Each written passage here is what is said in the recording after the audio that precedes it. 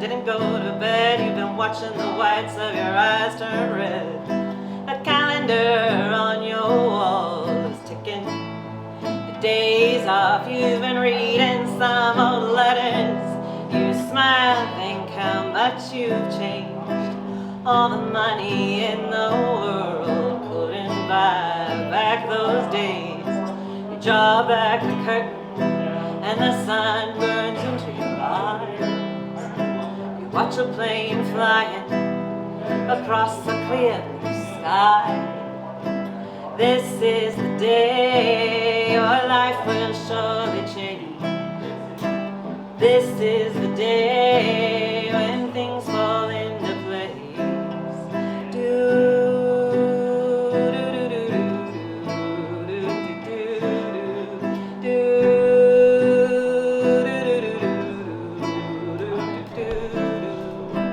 You could have been anything that you wanted, and all your friends and family think that you're lucky. But there's something that they'll never see, is when you're all alone with your memories that hold your life together like glue.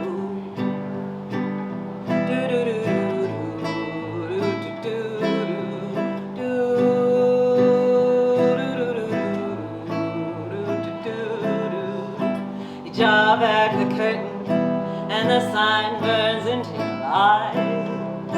You watch a plane flying across a clear blue sky.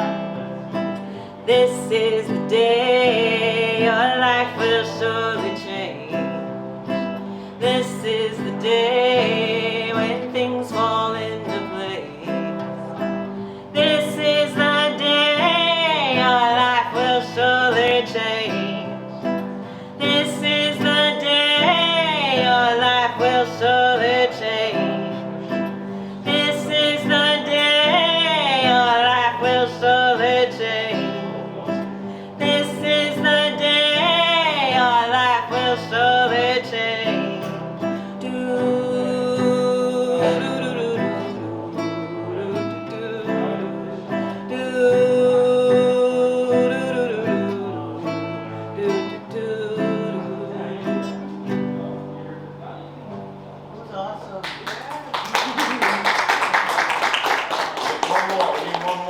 All right.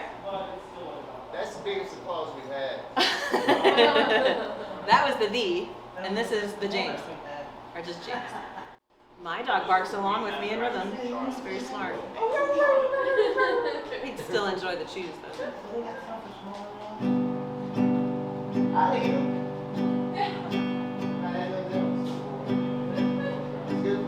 There's a storm outside, and the gap between cracks of thunder are closing in. It's closing in. The rain floods gutters, makes a great sound on concrete. On flat roof, a boy leaning against a wall of rain. Ariel held high, calling, come on thunder, come on thunder. Sometimes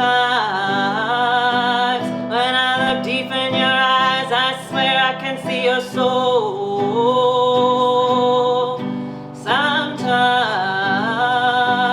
when I look deep in your eyes, I swear I can see your soul. It's a monsoon, and the rain lifts lids off cars, spinning buses like toys, stripping them to chrome. Across the bay, waves are turning into something else, picking up fishing boats and spewing them onto the shore. The boy is hit, lit against the sky, like a sign, like a neon sign. He crumbles, drops into the gutter, cut strings, legs twitches. The flood swells his clothes, delivers them on. Delivers them on. Sometimes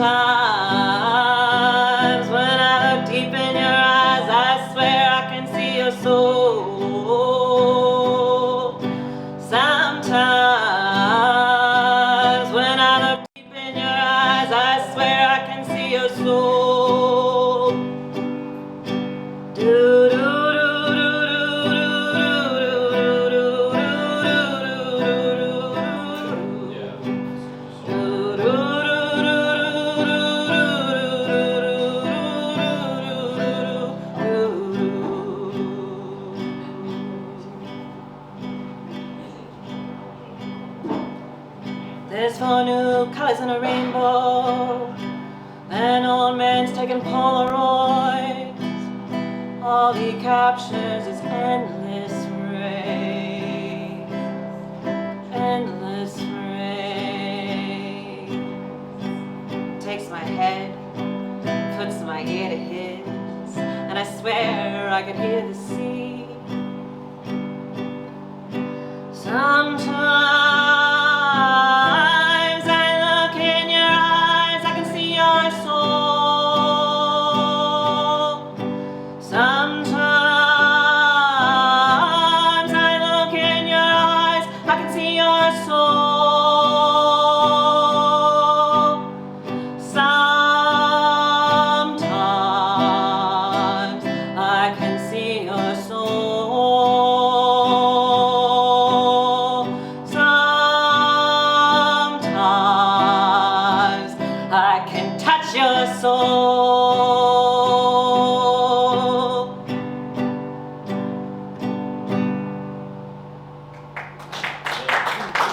That actually made my face feel numb. That's a smile. I'm just kidding. Like Lee Lewis just died, and I kind of hope he got to heaven. And Elvis was like, "Hey, buddy, how's it going?" You know, like that'd be great. Yeah. And they call him the Killer. Yeah. I came close to seeing the Killer one time down there on Bill Street in Memphis. But yeah, I just had to hear him from outside. I went up there naked. Still hearing him from outside. That's something I'll never forget, I bet. Yeah. I don't really remember it, so maybe it didn't happen. No. I went down there and had the homeless experience. Mm-hmm. You know, I don't want to say experience like in any way to downplay it. It was something I had to understand within myself. You know. Yeah.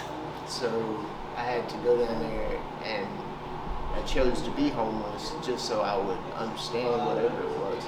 And I can say, looking back, all the songs I've written are to teach me lessons I should have already known. I did from time to time know them. But I went away from these lessons. And it's so crazy how the music keeps on pulling me back, always. Like it does have this magnetic thing, you know? Yep. And how do we amplify music inside machines with magnets and all this? I mean, it's just so crazy how similar our body is to our world around us, you know? When did you start playing music? I grew up with parents who sang in church choirs and played piano and did whatnot, and so there was always music around. And I got serious in 7th grade. I joined my first audition choir 30 years ago. So I've been hoity-toity for 30 years now. Yeah. And then I went to a little liberal arts school to get a degree in music because a big actual hoity-toity school was not going to work for me. Right. So I ended up going to a small religious school that spoke to my condition, and I loved it. They had to kick me out after 5.5 years. I had the nerve to say congratulations. Rude.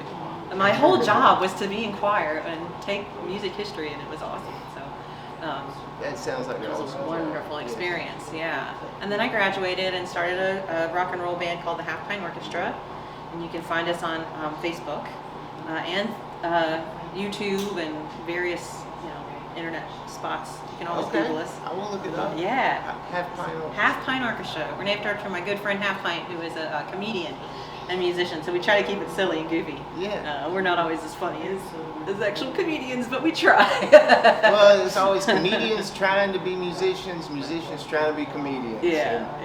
Luckily, I work with a guy named Pajama Don, who's an excellent songwriter and a very funny man. So the weight is off my shoulders to be funny all the time, but we try.